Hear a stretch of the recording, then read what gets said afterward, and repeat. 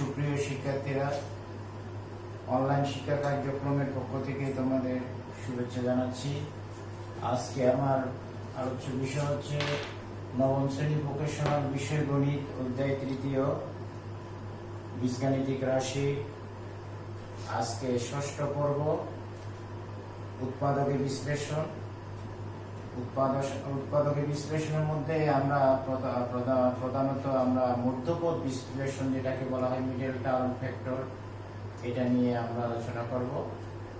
প্রথমে আমি উৎপাদক কি সেই জিনিসটা একটু ক্লিয়ার করব। উৎপাদক হচ্ছে কোন একটা রাশি একাধিক গুণফল থাকতে পারে। ওই যতগুলো গুণফল থাকবে ওই প্রত্যেকটা রাশিকে ওই মূল রাশির উৎপাদক বলে। অর্থাৎ একটি রাশির দুই বা ততোধিক রাশির গুণফলের সমান হলে একটি উৎপাদক। আমাদের প্রথমে উৎপাদকের বিশ্লেষণের মধ্যে আমরা উৎপাদক জিনিসটা একটু আলোচনা করি। উৎপাদক একটি রাশি একাধিক গুণফল থাকলে প্রত্যেকটি রাশিকে ওই রাশির গুণনীয় বা উৎপাদক বলে।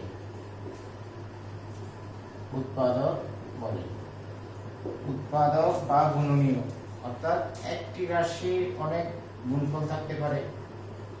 তাহলে যতগুলো যে একটা মূল রাশি, যতগুলো রাশি ওই মূল রাশিকে ভাগ করলে নিঃশেষে বিভাজ্য হয়, কোনো ভাগশেষ থাকে না। ওই প্রত্যেকটি রাশিকে বলা হয় ওই মূল রাশি গুণনীয় বা উৎপাদক। যেমন আমরা একটা উদাহরণ দিই, যেমন একটি মূল রাশি, একটা রাশি আমরা 12 নিই। 12 এর গুণফল 12 into 1, এটাকে 2 দ্বারা ভাগ করলে 6, এটাকে 2 দ্বারা গুণ করলে 2 কে 2, আর এটাকে 2 দ্বারা ভাগ করলে 3, এইটাকে প্রথম উৎপাদকে 2 দ্বারা ভাগ, এরপরে উৎপাদকে 2 দ্বারা গুণ। তাহলে আমরা 12 এর 3 জোড়া গুণনীয়ক পেয়েছি। 12 গুণে 6 গুণ 2, 6 গুণ 12, 3 4 12। এই প্রত্যেকটি গুণফলের প্রত্যেকটি সংখ্যা হচ্ছে এই 12 এর গুণনীয়ক বা উৎপাদক। অর্থাৎ এখানে 1 2 3 4 6 এবং 12 প্রত্যেকটা রাশি ওই 12 দ্বারা ভাগ করা যাবে, 12 কে ভাগ করা যাবে, কোনো ভাগশেষ থাকবে না। তাহলে এই প্রত্যেকটি গুণফল, প্রত্যেকটি রাশি হচ্ছে 12 এর গুণনীয়ক বা উৎপাদক। এখন আমরা যেটা আলোচনা করবো হচ্ছে মধ্যপদ বিশ্লেষণ। মধ্যপদ বিশ্লেষণ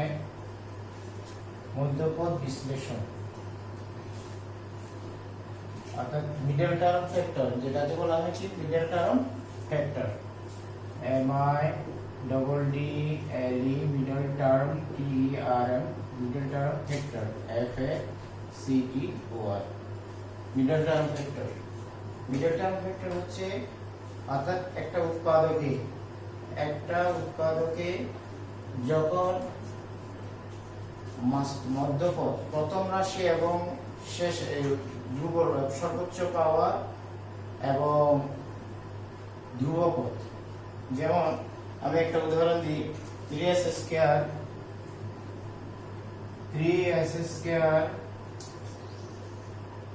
minus x minus 40। একটা উদাহরণের সাহায্যে আমি বুঝাচ্ছি মিডল টার্ম ফ্যাক্টর। এখানে মিডল টার্ম আছে আমাদের ও x, মধ্যপদ, এখানে x এর কোনো সংখ্যা সহগ না থাকলে এখানে থাকবে, বুঝাবে যে 1। তাহলে এখানে তিনটা পদ আছে, তিনটা পদের মধ্যে মধ্যপদ হচ্ছে আমাদের x। এটার নিয়ম হচ্ছে, আমি এটা একটা কৌশল, অর্থাৎ মিডল টার্ম করার মধ্যপদ বিশ্লেষণের মাধ্যমে উৎপাদক বিশ্লেষণ করার একটা কৌশল। সেটা হচ্ছে কি, সর্বোচ্চ পাওয়ার, এখানে x এর সর্বোচ্চ পাওয়ার আছে s স্কয়ার, এখানে সর্বোচ্চ পাওয়ারের সংখ্যা সহগ, আর এই x বর্জিত পদ যেটা, সেটাকে বলা হয় ধ্রুবপদ। তাহলে এই সর্বোচ্চ পাওয়ারের সংখ্যা সহগ আর ধ্রুবপদ, এই দুইটা গুণ করব। কত? 3 14 42 42। তাহলে এই 42 এর আমরা গুণনীয়ক বের করব, গুণনীয়ক বের করব। তাহলে 42 এর গুণনীয়ক হতে পারে 42 × 1।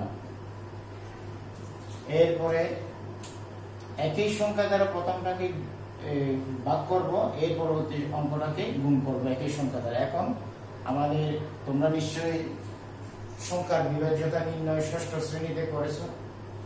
সেখানে প্রথম অধ্যায় ষষ্ঠ শ্রেণীতে সংখ্যার বিভাজ্যতা নির্ণয় 2 দ্বারা বিভাজ্যতা নির্ণয় আছে, 3 দ্বারা বিভাজ্যতা নির্ণয় আছে। প্রথমে আমরা 2 দ্বারা বিভাজ্যতা নির্ণয় কিভাবে এটা বুঝবো, কোন সংখ্যা যে 2 দ্বারা বিভাজ্য সেটা কিভাবে বুঝবো আমরা। অর্থাৎ কোন সংখ্যার একক স্থানীয় অঙ্ক 0 2 4 6 8, যে কোনো একটি অঙ্ক থাকলে সংখ্যাটা 2 দ্বারা বিভাজ্য। তাহলে এখানে আছে 2 একক স্থানীয় অঙ্ক 42 এর মধ্যে, আর এটা 2 দ্বারা বিভাজ্য হবে। 2 2 গুণ 4, 2 দ্বারা ভাগ যাবে, 2 ও কি 2 21 21।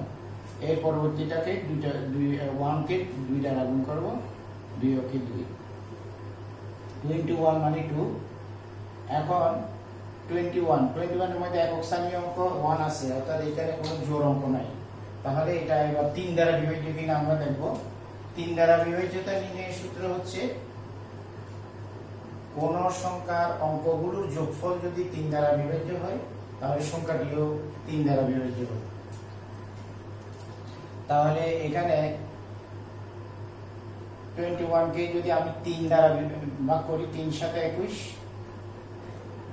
7, আবার 2 কে 3 দ্বারা গুণ করলে 3 2 6,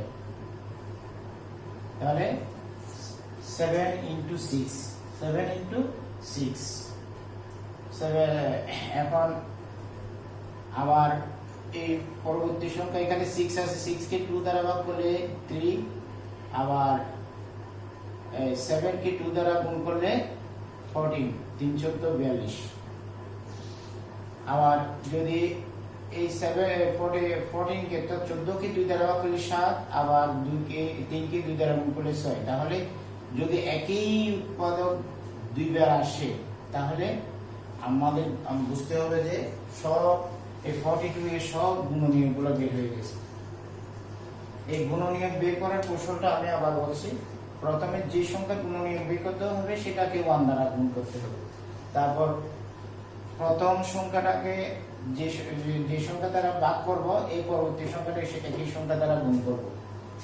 কোন সংখ্যা দ্বারা ভাগ করব সেটা বোঝার উপায় হচ্ছে, যে সংখ্যার গুণনীয়ক বের করব, অর্থাৎ কোন সংখ্যার একক স্থানীয় অঙ্ক 2 4 6 8, যে কোনো একটি জোড় অঙ্ক থাকলে সংখ্যাটি 2 দ্বারা বিভাজ্য। তাহলে এখানে 42 এর মধ্যে 2 এটা জোড় সংখ্যা, কাজে আমরা এটা 2 দ্বারা ভাগ করতে পারি। আর এরপরে একই সংখ্যা দ্বারা পরবর্তী গুণনীয়ক যেটা আছে 1, এটাকে গুণ করব। অর্থাৎ গুণনীয়ক বের করার নিয়ম হচ্ছে, কোন সংখ্যা প্রথমটাকে যে সংখ্যা দ্বারা আমি ভাগ করব, এর পরবর্তী সংখ্যা একই সংখ্যা দ্বারা আমি গুণ করব। এরপরে যে সংখ্যা দ্বারা, যেমন এখানে 21 হয়েছে, এটা 1 কে 2 দ্বারা গুণ করলে 2 হয়েছে। আবার এটা যেহেতু 21 এর মধ্যে 1টা একক স্থানীয় অঙ্ক, 1 আছে বিজোড় অঙ্ক, এটা এখন 3 দ্বারা বিভাজ্য হবে। 3 দ্বারা ভাগ করলে 7, 3 দ্বারা। আবার এই 21 এর পাশে যে 2 আছে, এটাকে গুণ করতে হবে 3 দ্বারা। যেহেতু এটাকে 21 কে 3 দ্বারা ভাগ করেছি, আর 2 কে 3 দ্বারা গুণ করতে হবে। অর্থাৎ গুণনীয়ক বের করার নিয়ম হচ্ছে, কোন সংখ্যাকে যে সংখ্যা দ্বারা, কোন একটা সংখ্যা দ্বারা প্রথম সংখ্যাকে ভাগ করার পর এই পরবর্তী সংখ্যা একই সংখ্যা দ্বারা গুণ করতে হবে। তাহলে আমরা জোড়া জোড়া গুণনীয়ক বের করতে পারবো। এটা হচ্ছে একটা গুণনীয়ক বের করার কৌশল। তাহলে এই গুণনীয়ক কয় জোড়া বের হয়েছে? 1 জোড়া, 2 জোড়া, 3 জোড়া, 4 জোড়া, 4 জোড়া বের হয়েছে। 4 জোড়া বের হওয়ার অর্থাৎ একই গুণনীয়ক যদি বারবার আসে তাহলে আমাদের এটা গুণনীয়ক সব গুণনীয়ক বের হবে, হয়ে গেছে, এটা আমাদের বুঝতে হবে, তখন আমাদের বন্ধ করতে হবে। তাহলে এই 4 জোড়া 42 into 1, 21 into 2, 7 into 6, 14 into 3, এই 4 জোড়া গুণনীয়কের মধ্যে আমাদের এমন এক জোড়াকে বাছাই করতে হবে যে জোড়া গুণনীয়কগুলোর মধ্যে যোগ করলে আমার মধ্যপদ 1, এখানে মাঝের যে পদ আছে সেটার সংখ্যা সহগ 1 আছে। কোন জোড়া গুণনীয়কগুলোর মধ্যে কোন জোড়াকে যোগ করলে অথবা বিয়োগ করলে আমার মাঝখানের মধ্যপদ 1 আসে সেটা যাচাই করতে হবে। তাহলে 41 into 1, 42 থেকে একবার 1 বিয়োগ করব, 42 থেকে 1 যোগ করব 43, তাহলে এটা হবে না। আবার 21 থেকে 2 বিয়োগ করব 19, আবার 21 থেকে 21 এর সাথে 2 যোগ করব 23, তাহলে আমার আছে 1, এটাও হবে না। 7 into 6, 7 থেকে 6 বিয়োগ করলে 1 আসে, আমার মাঝখানে আছে 1, তাহলে এই 7 into 6 এইটাই আমাদের এই গুণনীয়ক হবে যে 7 into 6। তাহলে আমরা মিডল টার্ম অর্থাৎ মধ্যপদ বিশ্লেষণে আমাদের গুণনীয়ক আসছে 7 এবং 6, কিন্তু 7 থেকে 6 বিয়োগ করতে হবে, তাহলে 3s স্কয়ার মাইনাস, এখানে আমি 1 এর পরিবর্তে লিখব 7 মাইনাস 6, 7 থেকে 6 বিয়োগ করলে আমাদের মধ্যপদ আছে 1 আসে, ইনটু x মাইনাস 14। শিক্ষার্থীরা তোমরা এই কৌশল অবলম্বন করে করলে, অনেকে সরাসরি এই লাইনটা না লিখে সরাসরি করতে যায়, তখন সরাসরি করতে গিয়ে মাঝখানে কি প্লাস চিহ্ন হবে না মাইনাস চিহ্ন হবে এটা নিয়ে সংশয় দেখা দেয়, অনেকে এটা কষ্ট হয়। তাহলে এই ধরনের নিয়মে এই কৌশল অবলম্বন করলে আশা করি তোমাদের মিডল টার্ম ফ্যাক্টর অথবা মধ্যপদ বিশ্লেষণে কোনো ভুল হওয়ার সম্ভাবনা থাকে না, কারণ এখানে আমরা একটা কৌশল অবলম্বন করেছি। তাহলে 3s স্কয়ার মাইনাস 7x, এই মাইনাস 7x গুণ করলে প্লাস 6x মাইনাস 40, এখান থেকে আমি যদি x কমন নিই, দুইটা পদের মধ্যে x কমন যাচ্ছে, অর্থাৎ x দ্বারা ভাগ করলে তাহলে 3s স্কয়ার কে x দ্বারা ভাগ করলে আর x থাকে মাইনাস 7 প্লাস, এখান থেকে এই 6 এবং 14 এর মধ্যে 2 কমন যায়, 2 দ্বারা ভাগ করলে 3x থাকবে মাইনাস 7 দুগুণে 14 7। শিক্ষার্থীরা এখানে একটা জিনিস খেয়াল করবে, আমাদের একটা বিষয় তোমরা খেয়াল রাখবে, এই উৎপাদকের বিশ্লেষণটা সঠিক হয়েছে নাকি ভুল হয়েছে সেটা এখানে বোঝা যাবে। এখানে দুইটা রাশির মধ্যে কমন নিলে যে ফ্যাক্টর আসছে, এই পরবর্তী দুইটা রাশির মধ্যে কমন নিলে একই ফ্যাক্টর আসতে হবে। তাহলে তোমরা পরীক্ষায় বা তোমার অঙ্কটা কি সঠিক হচ্ছে নাকি ভুল হচ্ছে সেটার প্রমাণ হচ্ছে এখানে, অর্থাৎ চারটা পদের মধ্যে দুইটা পদের মধ্যে কমন নিলে একটা কমন ফ্যাক্টর, এটাকে বলা হয় কমন ফ্যাক্টর বা সাধারণ উৎপাদক। এই দুইটা একটা সাধারণ উৎপাদক আসবে দুইটার মধ্যে। এখানে যদি সাধারণ উৎপাদক না আসে তাহলে মনে করতে হবে আমাদের এখানে এই অঙ্কের সমস্যা সমাধানে ভুল আছে। যদি একই উৎপাদক আসে তাহলে আমরা বুঝবো যে আমার অঙ্ক সঠিক। তাহলে 3x minus 7 দুইটা মিলে একটা উৎপাদক, আর x plus 2 এটাই আমাদের আনসার।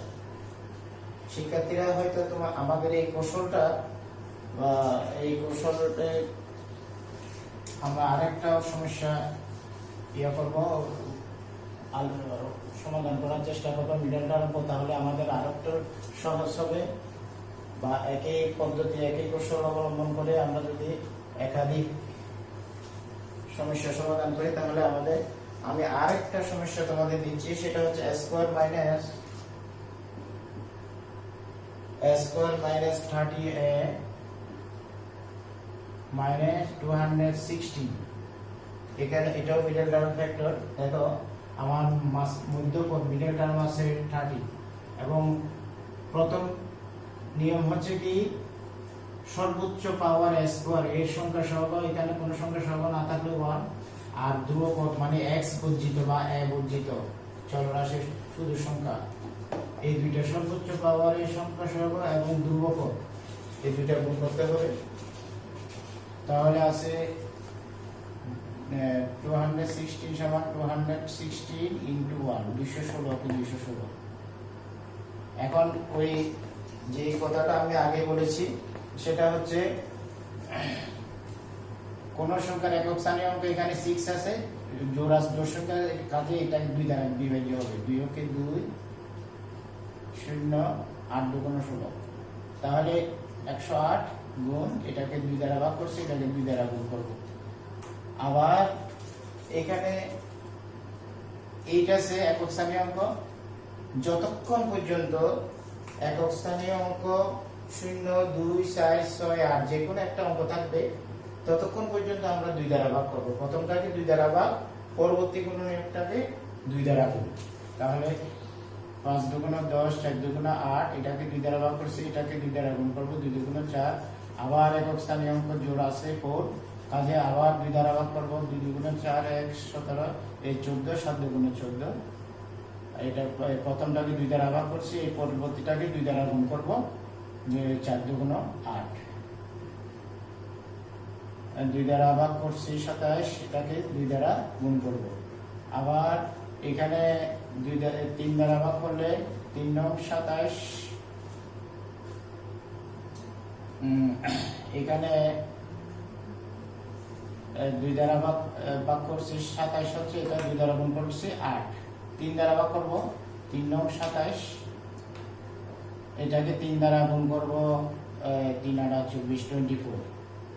আবার 24 কে 2 দ্বারা ভাগ করব 12, আবার 9 কে 2 দ্বারা গুণ করব 18। তাহলে আমাদের অনেক গুণনীয়ক বের হয়েছে, 1 জোড়া 2 জোড়া 3 জোড়া 4 জোড়া 5 জোড়া 6 জোড়া। এখন যদি আমি এটাকে আবার 2 দ্বারা ভাগ করতে যাই 9, এটাকে 2 দ্বারা গুণ করতে গেলে 24, তাহলে দেখা যাচ্ছে এই দুইটা গুণনীয়ক বারবার আসছে। তখন আমাদের বুঝতে হবে সব গুণনীয়ক বের হয়ে গেছে, আর বের করার দরকার হবে না। তাহলে এখন ওই এই যে 5 জোড়া গুণনীয়ক বের করছি আমরা, এই 5 জোড়া গুণনীয়কের মধ্যে আমরা দুইটা জোড়া জোড়া গুণনীয়কগুলো একবার যোগ করব, একবার বিয়োগ করব। দেখা যাচ্ছে যে এখানে এই 18 এবং 12 এই দুইটা যোগ করলে 30 আসে, অর্থাৎ 30 আসে। তাহলে আমরা নেব যে স্কয়ার মাইনাস এই 18 এর সাথে 12 যোগ করলে আমার মধ্যপদ বা মিডল টার্ম 30 এর সমান হয়। তাহলে 18 প্লাস 12 ইনটু a মাইনাস 260, তাহলে square minus 18a plus minus minus 12a minus আমাদের আছে, তো এখানে আছে প্লাস, আমার প্রশ্নে এটা প্লাস আছে 216। এখান থেকে a কমন নিলে a মাইনাস 18 মাইনাস এই দুইটার মধ্যে 12 কমন নিলে a প্লাস মাইনাস মাইনাস 216 কে 12 দ্বারা ভাগ করলে 18। তাহলে দুইটা ফ্যাক্টর কমন আছে, a মাইনাস 18 দুইটা মিলে একটা, আর a মাইনাস 12। এটাই হবে আমাদের এই মধ্যপদ বিশ্লেষণ মিডল টার্ম ফ্যাক্টরের আনসার। তবে এখানে দেখতে আমাদের দুটো জিনিসকে রাখতে হবে, একটা হচ্ছে এই প্রথম এই 18 আর 12 অর্থাৎ এই মধ্যপদটাকে আমরা বিশ্লেষণ করব গুণনীয়ক বের করার মাধ্যমে।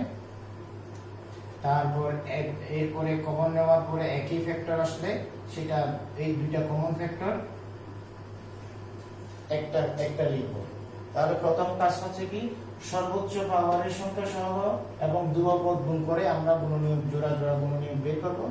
গুণনীয়ক বের করার নিয়ম হচ্ছে প্রথমটাকে যদি প্রথম গুণনীয়কের প্রথমে একক স্থানীয় অঙ্ক যদি 0 2 4 6 8 যে কোনো একটা অঙ্ক থাকে 2 দ্বারা ভাগ করব, যতক্ষণ পর্যন্ত 2 দ্বারা ভাগ হয় ততক্ষণ প্রথম গুণনীয়ককে 2 দ্বারা ভাগ, পরবর্তীটাকে 2 দ্বারা গুণ, অর্থাৎ একই সংখ্যা দ্বারা একটাকে ভাগ করতে হবে, পরবর্তীটাকে গুণ করতে হবে, তাহলে জোড়া জোড়া জোড়া জোড়া সব গুণনীয়কগুলো বের হয়ে যাবে।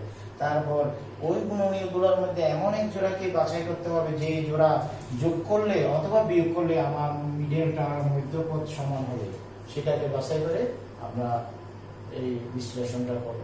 আশা করি তোমরা বুঝতে পেরেছো। বইয়ে আরো অনেক ধরনের